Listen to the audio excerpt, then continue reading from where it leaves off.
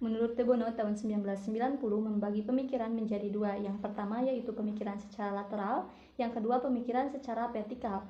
Mengungkapkan bahwa berpikir lateral sangatlah berbeda dengan berpikir vertikal, yang menjadi tipe berpikir tradisional. Nah, berpikir vertikal mempunyai sifat yang selektif, sedangkan berpikir lateral bersifat generatif. Berpikir lateral meningkatkan keefektifan berpikir vertikal, dan berpikir vertikal mengembangkan gagasan yang dibangkitkan oleh berpikir lateral.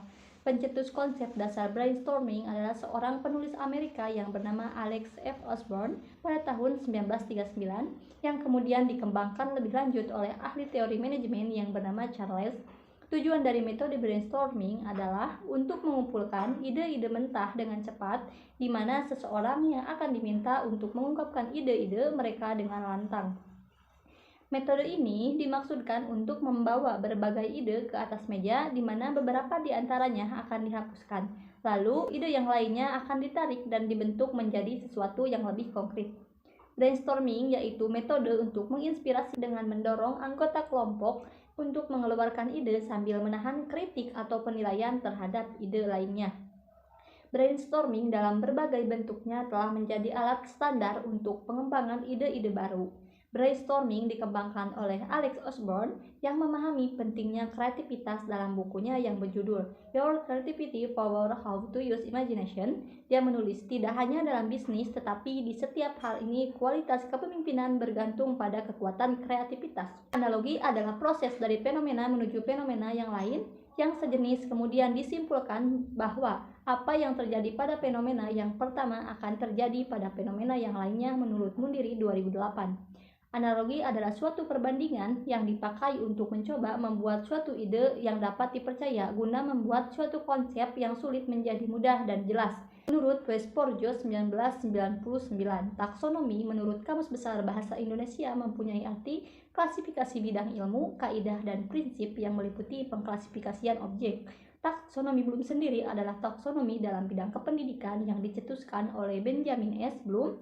Taksonomi ini bertujuan untuk mengklasifikasikan materi atau tujuan dari pendidikan. Misalnya, tujuan pendidikan antara peserta didik di SMA, SMK, antar SD dengan SMP, yaitu lanjutan dari taksonomi Bloom C4 sampai dengan C6. Aspek kognitif C4 yaitu kemampuan untuk menganalisis aspek kognitif, C5 yaitu kemampuan untuk mengevaluasi, dan aspek kognitif C6 adalah kemampuan untuk mencipta. Sejatinya, pembelajaran tidak hanya berfokus pada aspek kognitif saja, tetapi juga mencakup sejumlah keterampilan personal dan sosial. Kemampuan peserta didik akan meningkat apabila peserta didik terlibat aktif dalam proses pembelajaran. Seperti yang kita ketahui, pembelajaran saat ini adalah pembelajaran yang berfokuskan pada peserta didik atau student center. Keterampilan abad 21 dibangun berdasarkan penelitian yang dilakukan secara terus-menerus serta menjawab kebutuhan abad 21 yang diperlukan peserta didik agar dapat berkembang di era digital saat ini.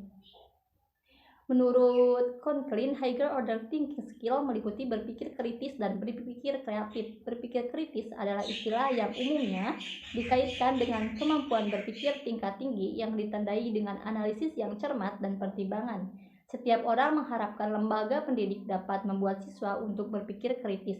Orang-orang yang berpikir kritis secara konsisten berusaha untuk hidup secara rasional, cukup, dan empati. Orang-orang yang berpikir kritis ketika dihadapkan suatu permasalahan, pemikiran kritisnya akan mendorong terus untuk tetap belajar menyelesaikan permasalahan tersebut. Mereka berkomitmen untuk berpikir logis tentang permasalahan sampai akhirnya dengan selesai. Keterampilan berpikir kritis dan keterampilan berpikir kreatif ini datang bersama-sama di bawah kemampuan berpikir tingkat tinggi yang didasarkan pada pemikiran tingkat yang lebih rendah. Kemampuan berpikir tentang topik pada tingkat yang lebih tinggi harus terlebih dahulu memahami topik yang diberikan. Seorang siswa ketika berpikir tingkat tinggi harus mengetahui fakta-fakta dasar, memahami konsep, dan menerapkan apa yang mereka ketahui, sehingga mereka dapat memilih topik terpisah melalui analisis, membuat penilaian atau sesuatu yang baru berdasarkan ide. Dalam mengembangkan alat ukur berpikir kritis terlebih dahulu harus menyeleksi indikator-indikator yang ada agar sesuai dengan konsep yang akan dikembangkan. Menurut Zainul dan Nasution 2001, terdapat beberapa langkah yang harus dilakukan pada proses pengembangan, seperti perencanaan tes, konstruksi tes, pengadministrasian, dan pengolahan. Selanjutnya pengertian instrumen penelitian menurut Suhar Simin Arikunto adalah Alat bantu yang dipilih dan digunakan oleh peneliti dalam melakukan kegiatan untuk mengumpulkan data agar kegiatan tersebut menjadi sistematis